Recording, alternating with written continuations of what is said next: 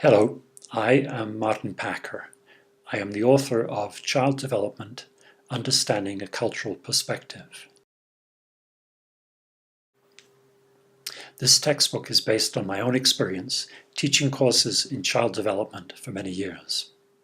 What I have tried to do in the book is capture the growing attention that researchers are paying to the role of culture in children's development. This video illustrates the organization and focus of the textbook by looking at the developmental stage of toddlerhood between around 12 and 30 months of age.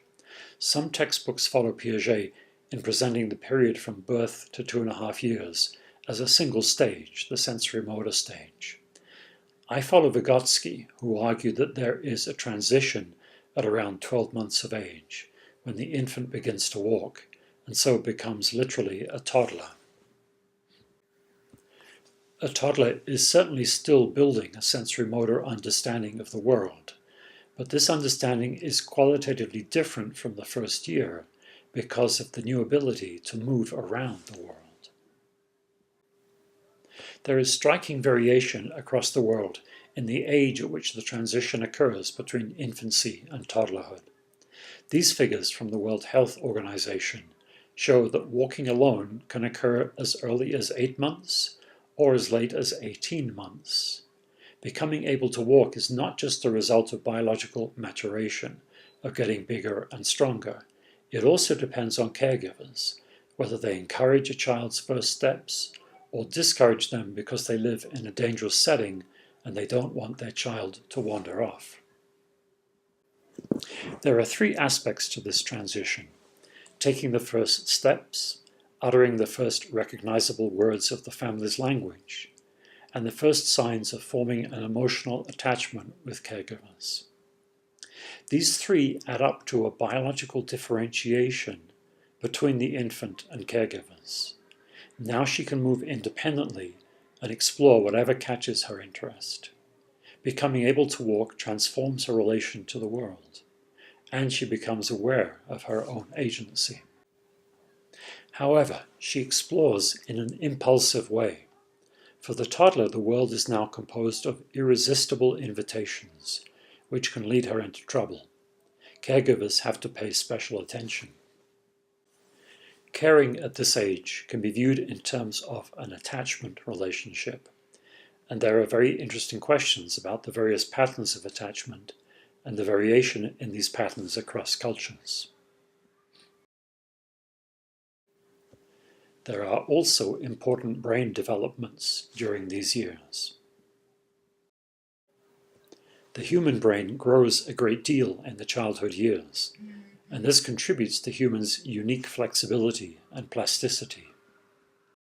Chapter 7 explores a hot topic in research today: how the toddler understands other people.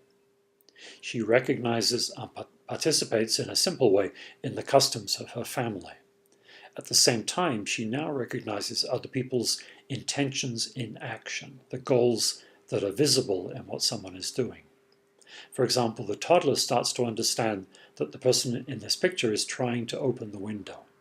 She adopts what is called the Teleological Stance. Chapter 8 traces how the toddler learns about the world. It explores developments in her skills with language, as one-word utterances expand into 2 words and more. It reviews research on how this increasing skill with language changes the toddler's perception of the world, directing her attention to the shapes of things, so that she starts to recognize general types of object. Around the end of toddlerhood, striking new abilities emerge. Centrally, what has been called the semiotic function, the ability to understand how one thing can stand for another. This ability underlies many of the things that make humans different from every other animal. This baby gorilla will never initiate object substitution play.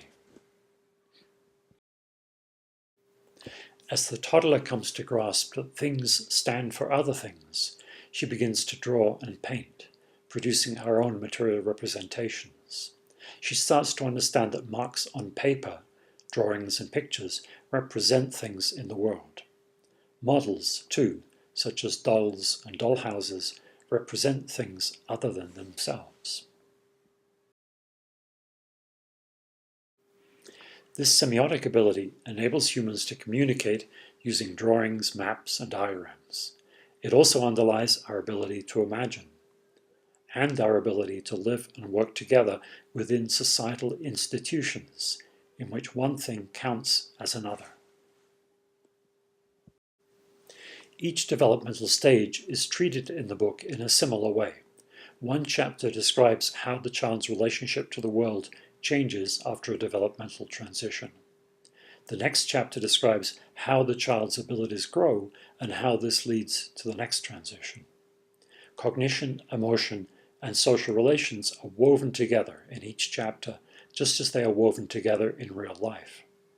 The result, I hope, is a compelling story of how children develop around the world, based on current research evidence, and organized in a way that will make sense to parents, teachers, students, and researchers.